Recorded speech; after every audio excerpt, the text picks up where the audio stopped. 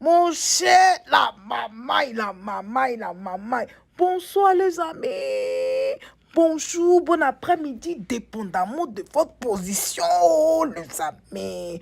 Venons s'affairer un peu. En tout cas, venons s'affairer. Venez, on va s'affairer. Est-ce que vous savez que... Affaire des Malibao. Les amis, est-ce que vous savez que délégation de Côte d'Ivoire, avec à sa tête le ministre de la Défense, Tine Brahima Ouattara. Est-ce que vous savez que la délégation de la Côte d'Ivoire est partie au Mali? La délégation de la Côte d'Ivoire, les amis, est partie au Mali. Vous savez que la CEDEAO a donné jusqu'au 1er janvier, a donné délai. 1er janvier, il dit que si 1er janvier, les soldats 46 là sont pas libérés là, ils vont avoir beaucoup de sanctions, les amis. Aujourd'hui, nous sommes le 22 décembre 2022. Les amis, voilà que les Ivoiriens, la délégation du gouvernement, avec à sa tête, Tene Brahima Ouattara, ils sont allés au Mali.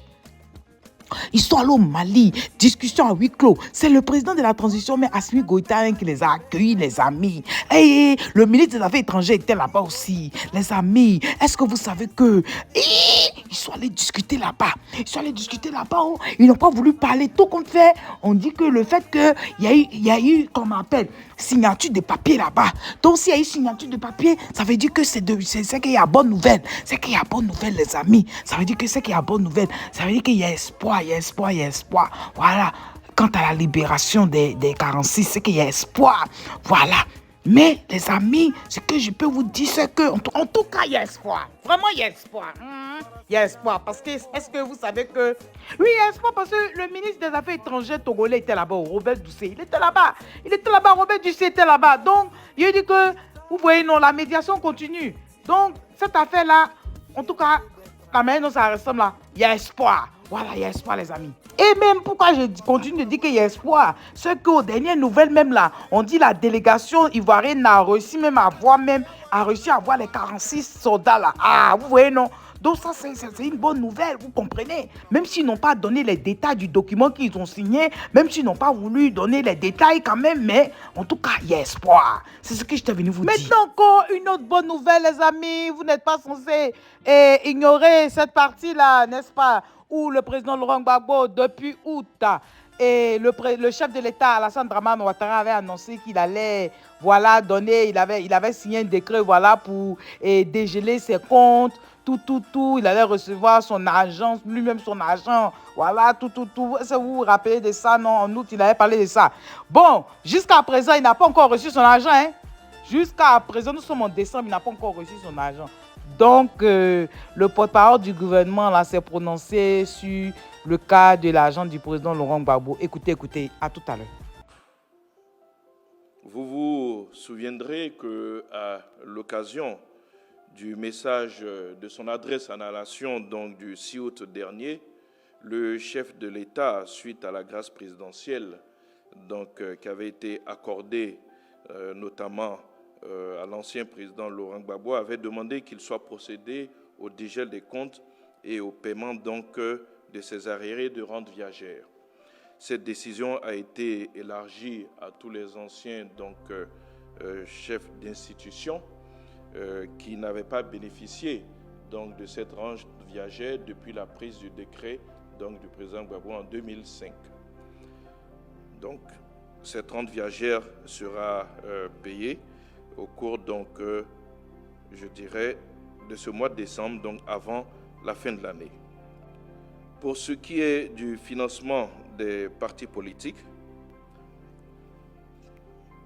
eh bien, le financement des partis politiques sera également payé donc, avant la fin de l'année 2022, et cela pour soulager l'ensemble de ces partis et groupements politiques. Eh bien, les amis, notre vidéo tire à sa fin, les amis. Nous avons parlé de 3 points. Premier point, 46 soldats au Mali. Deuxième point, voilà le dégel des avoirs du président Laurent Gbagbo. Et le troisième point, il s'agissait, voilà, de donner suite à la requête des partis politiques. Les partis politiques ont dit que c'est comme nous, on va pas nous donner un peu d'argent, tout. Donc, ils ont dit, OK, Voilà, on va vous donner un peu d'argent. Donc, bref, on dit au mois de décembre, là, et le Père Noël vraiment va se déverser sur les partis politiques, ainsi que le président Laurent Gbagbo aura droit à son argent qui avait été bloqué depuis lors.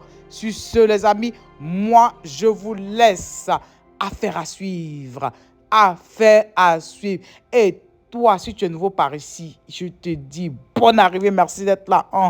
Et je dis merci beaucoup, beaucoup, beaucoup aux anciens et que Dieu continue de vous bénir. Les amis, on se dit à tout à l'heure. Bye bye les amis, bye. Tchaï! Sans délai. 1er janvier, c'est gâté, c'est gâté, c'est gâté, c'est gâté. Aïe! C'est gâté, c'est gâté, c'est gâté. Mon cher, affaire à suivre. Affaire à suivre. Ok, à tout à l'heure. Bye bye.